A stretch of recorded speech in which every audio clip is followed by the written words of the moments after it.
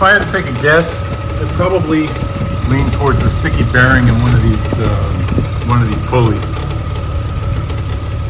which is actually pretty annoying because there's no part of this accessory drive that's more than maybe 3 years old.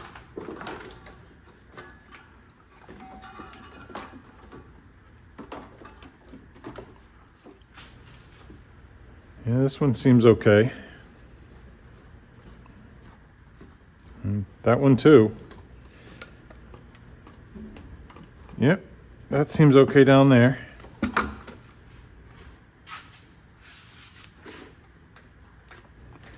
Yeah, I'm not exactly sure. Yeah, this down here would probably be my worst case scenario. It seems solid. I don't know if you can really test it this way, but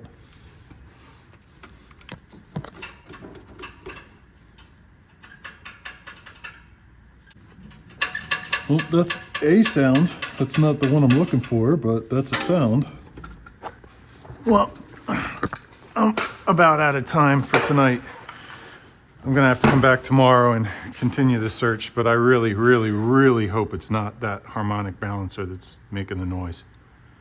So I decided to sleep on this, and in the process, I took the time to post some video clips and basically a description of what I got going on. And a couple guys pointed something out. They pointed out that my belt tensioner looked to be at too much of an angle. In other words, my belt looked like it might be stretched out, and my tensioner was actually bottoming out, and that could be the problem. So this morning I came in here without the belt and tested this theory out. And there it is. I need to cross-reference this part number and make sure I have the right belt. The part number on here, this is a Dayco belt, I believe. It says here, yeah, Dayco, made in Argentina. I thought all the Amazon stuff was from China. Oh, would you look at this? Yeah, well... Would you look at that? I'm not going to do the harmonic balancer at this point. I'm going to order a new tensioner and a new idler pulley here, which is, it's not really, these aren't really spinning that well. They're spinning, but they have a little bit of resistance. Maybe that could be why the belt stretched. Who knows? But I'm going to get both of those in Mopar along with the belt, obviously, and see where that gets me. I think from this point on, it just makes more sense for me in my situation to spend a little bit more money and buy the Mopar stuff and not give in to the temptation of the cheap Chinese import stuff on Amazon. I'm actually flying back to the States in, I guess, about 12 days now. So I'm just gonna get all that stuff and bring it back with me on the plane. All right, so I'm back with the parts. I may have picked up a couple other things in the process. Yeah, despite my best persuasion efforts, they made me buy this bag because they were not buying even for a second that this was actually one piece of luggage in here instead of two. So you guys ready for the big reveal?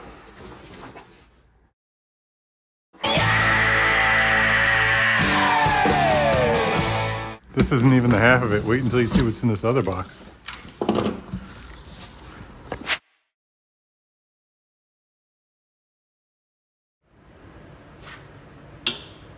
Sorry guys, I gotta prioritize here. I gotta get all this cheap Amazon garbage off this accessory drive before I get into that box. That sounds a little crusty. I never understood why you can't just have a hex head bolt on these things. It's so awkward. I am swimming in irony right now. I just broke my cheap Chinese-made door last Torx bit in half on the first use, trying to get my, here's the other half, trying to get my cheap Chinese-made belt tensioner off of here to replace it with a factory quality unit Mopar. So, I don't know. The jet lag's kicking in at this point, and I am about sick of looking at all this stuff. I'm going home and going to bed. It's the next day, and I'm still having trouble with this bolt. I'm 0 for 2 on Torx bits. There's the door last I snapped yesterday. Then I snapped a Husky that I found by chance in the bottom of my toolbox. Then I got 2 from home. Twisted both of those. I think I need a different approach. So I figure the rest of this stuff has to come out of here anyway for the next project, so I might as well just get started. And in the process, I think I'll probably end up getting a better vantage point at that Torx bit.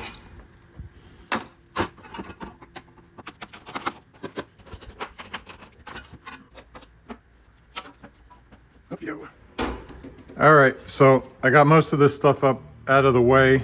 Aside from the condenser here, I still got Freon in the system, so I can't crack that loose. But I think I got enough room to get my 1/4" impact in here. I got another Torx bit. This one's a Pittsburgh. We'll see how this one holds up. I'm thinking that with the impact, it's less likely to snap off, but I guess we'll find out. Good God. This is ridiculous. Well, the bit survived. I guess I'm gonna have to go in with a bigger gun. Fingers crossed.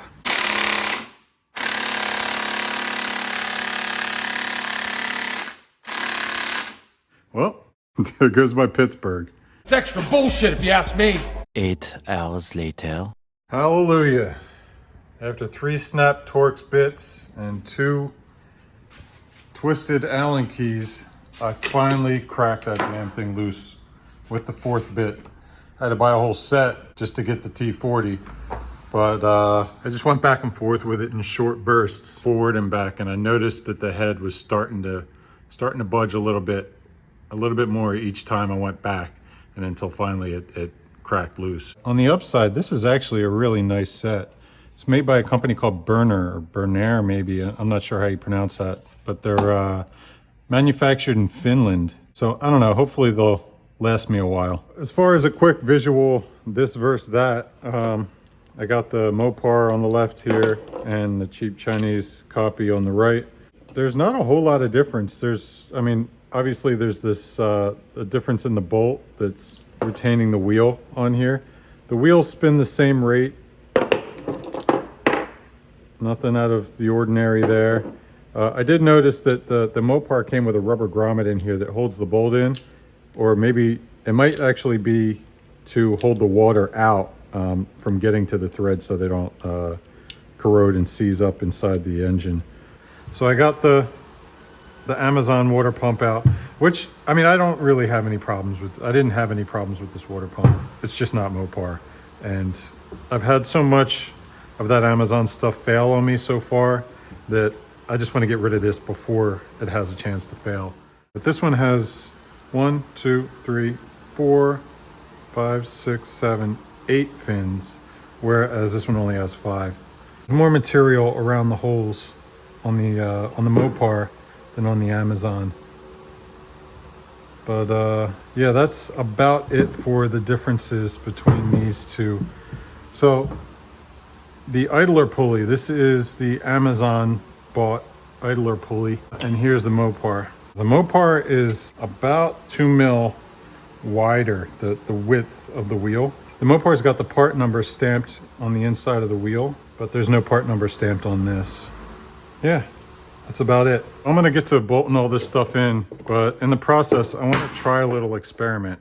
I really wanna figure out whether the problem was the belt tensioner or the belt. So I dug this out of the trash, and what I'm gonna do is put all the new stuff on, new tensioner, and install the old belt instead of the new belt first. And I wanna take a look at the angle of the tensioner. And once I take some photos, I'll take this old belt off and throw it back in the trash and put the Mopar on and compare the angle. Because I really have a feeling that I just have a bum belt. hopefully that's the case, and I'll have a spare tensioner. So I got all the stuff bolted back in, and I put the Dayco belt in, and this is kind of interesting. That angle of the belt tensioner looks better than it did before with the old tensioner. So I'm gonna mark a spot here on my condenser, line the phone up with that mark, take a photo, and then put the new belt in and see if there's a difference in the angle of the tensioner. So there you have it. As you can see from those photos, that tensioner angle opened up by at least a few degrees, so that's what it was. Possibly a bad or oversprung tensioner. Maybe that's what stretched the belt out. Who knows at this point. That's going to be it for this video. If you found it helpful, hit the like button. Maybe consider subscribing to the channel. Oh yeah, I almost forgot. Stay tuned for the next video. Finally get to do some fun stuff.